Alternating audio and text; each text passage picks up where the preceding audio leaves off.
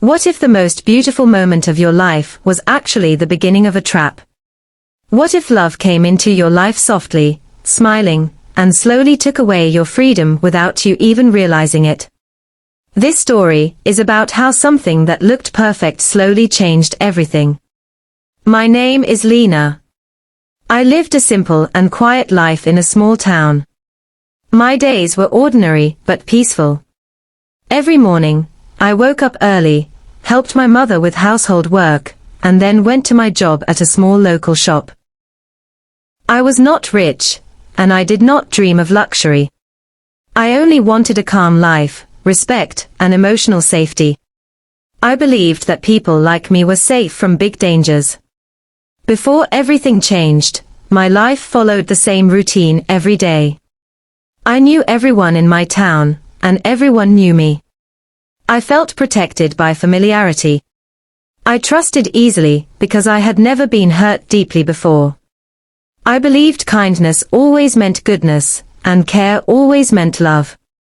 Then Daniel entered my life. He appeared slowly, without noise or drama. He was polite, confident, and very calm. When he spoke, people listened. When he looked at me, I felt noticed in a way I never had before.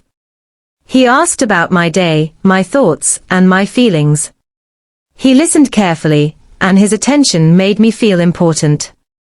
I did not realize how powerful that feeling was. Daniel said he liked my simplicity. He said I was honest, pure, and different from others. These words stayed in my mind long after he said them. I began to wait for his messages. I smiled when I saw his name on my phone. I told myself this was harmless. I told myself I was just happy. Slowly, he became a part of my daily life. He gave advice about small things, and said he wanted to help me make better decisions. His voice was calm and caring. I thought guidance meant love. I thought protection meant safety. I did not see how often I stopped trusting my own thoughts and started trusting his instead. My family liked him. My friends trusted him. After Daniel became a regular part of my life, my days slowly started to change. At first, the changes were very small, so small that I did not even notice them. I still went to work every day, and helped my mother at home, but my thoughts were often busy with his words and opinions. I began to ask myself what Daniel would think before making simple decisions. Daniel liked to talk often. He asked where I was, who I was with, and what I was doing. He said it was because he cared about me and wanted to protect me. His voice was always calm, so I never felt afraid. I felt important that someone cared so much. I did not see any problem in answering his questions. Slowly, he started giving more advice. He told me which friends were good for me and which ones were not. He said some people were jealous and did not want to see me happy. At first, I laughed and ignored these comments, but after hearing them again and again, I began to believe him. I started meeting my friends less often. I told myself I was just busy. At work, I became quieter. I stopped sharing my thoughts and opinions. When customers spoke to me, I smiled, but my mind was somewhere else. I often checked my phone to see if Daniel had sent a message. His words had become important to me, like guidance I needed to feel safe. My family noticed a small change in me. My mother asked if everything was okay. I said yes and smiled. I did not want to worry her. I also did not want to explain feelings that I myself did not fully understand. Inside, I felt calm, but also strangely tired. Daniel often said he knew what was best for me. He said the world was dangerous and full of people who could hurt me. He said I was lucky to have someone who cared so deeply. Hearing this made me feel protected, but it also made me feel weak, like I could not survive on my own. One evening, I wanted to visit a friend, but Daniel said it was not a good idea. He said I should rest instead. I listened to him and stayed home. As weeks turned into months, the changes in my life became more noticeable. I did not feel sudden pain or fear. Instead, I felt a slow shift, like the ground moving quietly under my feet. I was still smiling, still working, still living, but something inside me felt different. I felt less sure of myself. Daniel became more involved in every part of my life. He wanted to know my plans before I made them. If I said I wanted to do something, he would suggest a better idea. His suggestions always sounded reasonable, so I listened. I told myself that he was wiser and more experienced. I believed trusting him was the right thing to do. I started doubting my own thoughts. When I felt unhappy, I told myself I was being ungrateful. When I felt confused, I told myself Daniel knew better. I stopped asking myself what I wanted. Instead, I asked what would keep everything calm and peaceful. My friendships grew weaker. Messages from friends became less frequent, and I did not try hard to reply. When they invited me out, I often made excuses.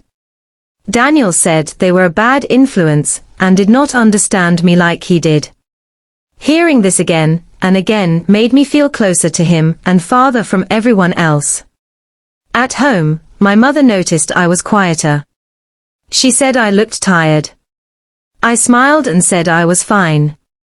I did not want to explain the strange heaviness in my heart. I did not even know how to explain it.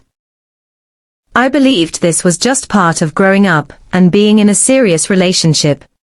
Sometimes, when I was alone, I felt an uncomfortable silence. I missed my old laughter and confidence. I missed making decisions without fear. But when Daniel called or messaged me, those feelings disappeared for a while. His attention felt like comfort, even though it was slowly becoming control. One night, I looked at myself in the mirror and barely recognized the person staring back. My eyes looked tired, and my smile felt forced. I told myself this was temporary. I told myself everything woe. By the time I realized something was wrong, I could not remember exactly when it had started. There was no single moment, no clear warning. It was like waking up one day and noticing that the room felt smaller, even though the walls had not moved. My life felt the same on the outside, but inside, I felt tight and uneasy. Daniel's presence was everywhere. His messages arrived early in the morning and continued until late at night. If I did not reply quickly, he asked if something was wrong. He said he worried about me. I apologized even when I had done nothing wrong. Slowly, saying sorry became a habit. At work, I no longer enjoyed talking to people. I finished my tasks quietly and avoided long conversations. I felt tired all the time, not because of work, but because my mind was never at rest. I was always careful, always thinking before I spoke, always afraid of saying the wrong thing. One afternoon, an old friend came to visit me at the shop. She smiled and hugged me, happy to see me after a long time. We talked for a few minutes, but I felt nervous. I kept looking at my phone. When Daniel's message arrived, asking who I was with, my hands started shaking. I replied quickly and ended the conversation with my friend. As she walked away, I felt a deep sadness that I could not explain. That evening, Daniel asked me why I looked upset. I told him I was just tired. He smiled gently and said I should rest more and avoid unnecessary people. His words sounded caring, but they made my chest feel heavy. I went to my room and sat alone, feeling confused. For the first time, I asked myself an honest question. Why was I afraid? Why did I feel guilty for simple things? I tried to remember the girl I used to be. She laughed freely. She trusted her instincts. She did not feel scared of making small choices. I started noticing patterns. Daniel often decided for me, but he called it advice. He limited my world, but he called it protection. He made me dependent, but he...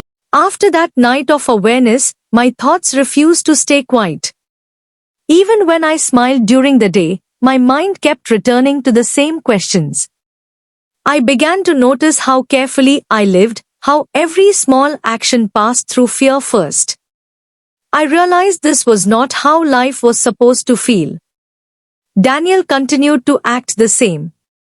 He was calm, polite, and sure of himself. On the surface, nothing looked wrong. But now, I was watching more closely. One day at work, a customer complained unfairly. Normally, I would have spoken calmly and defended myself.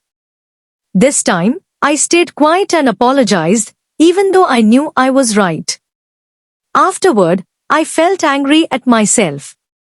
I realized I had started apologizing for my existence. That evening, Daniel noticed I was quieter than usual. He asked if something was wrong. For a moment, I wanted to speak honestly.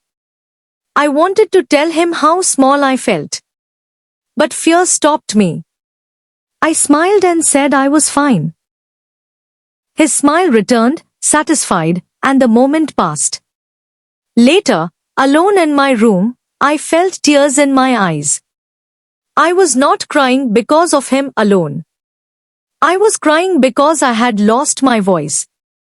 I had slowly given it away, thinking it was love. That realization hurt more than anything else. I began writing in a small notebook. I wrote about my feelings, my fears, and my memories. Writing helped me remember who I was before all this. It reminded me that I once trusted myself. It reminded me that my thoughts mattered. As days passed, I became more aware of my emotions. I noticed when The following morning, I woke up earlier than usual. The house was quiet, and the sun had not yet fully risen.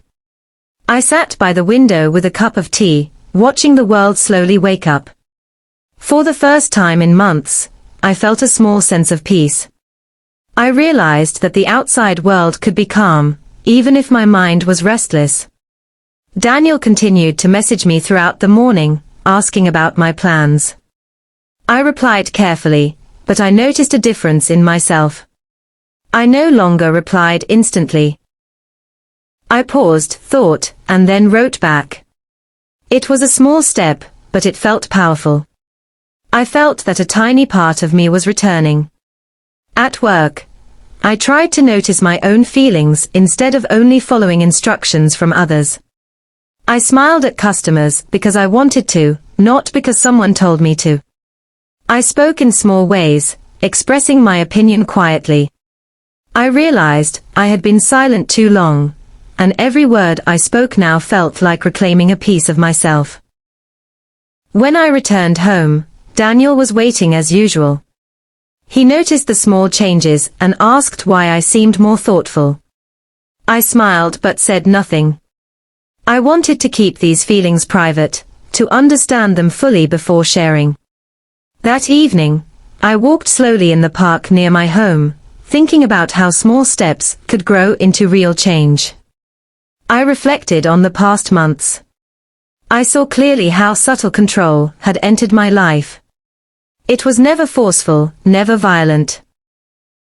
Instead, it was wrapped in kindness, care, and love. That realization made me stronger, not angry. I understood that awareness was the first step toward freedom. I also started journaling regularly. I wrote about every emotion, every fear, and every small victory. Writing became a way to organize my thoughts and recognize the subtle traps I had ignored. I began to trust my instincts again, slowly rebuilding the voice I had lost. At night, I sat by the window again, looking at the stars. I thought about courage, freedom, and self-respect. I did not have all the days that followed felt different, even though my routine seemed the same. I still woke up early, went to work, and helped around the house. But inside me, something had shifted. I was no longer completely silent or passive. I was learning to notice my feelings and to trust my own thoughts again. Each small decision felt like a step toward reclaiming my life. Daniel continued to be part of my daily world, calm and polite as always. He still gave advice, still asked questions about my day. But now, I listened, thought, and chose before answering. I realized that listening did not mean obedience.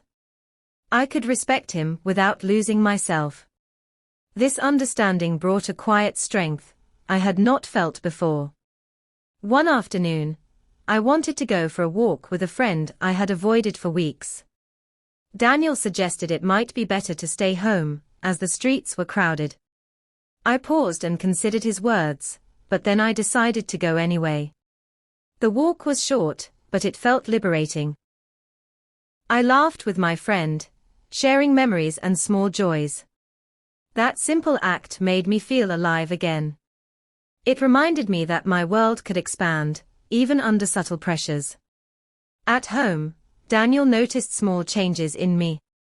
He asked why I seemed more confident. I smiled, but I did not give him the full explanation. Some things I needed to discover on my own. I understood that I could coexist with him without being controlled. This was a new and powerful feeling. I was learning boundaries, something I had never fully understood before. My journaling became more detailed. I wrote about my past fears, my present steps, and my hopes for the future. Writing helped me recognize patterns, see the subtle ways my freedom had been restricted, and appreciate the small victories I had gained. Each word I wrote felt like a reclaiming of my voice. Slowly, I began to feel like the Lena I had been before Daniel's subtle control entered my life. Evenings became moments of reflection rather than fear. I watched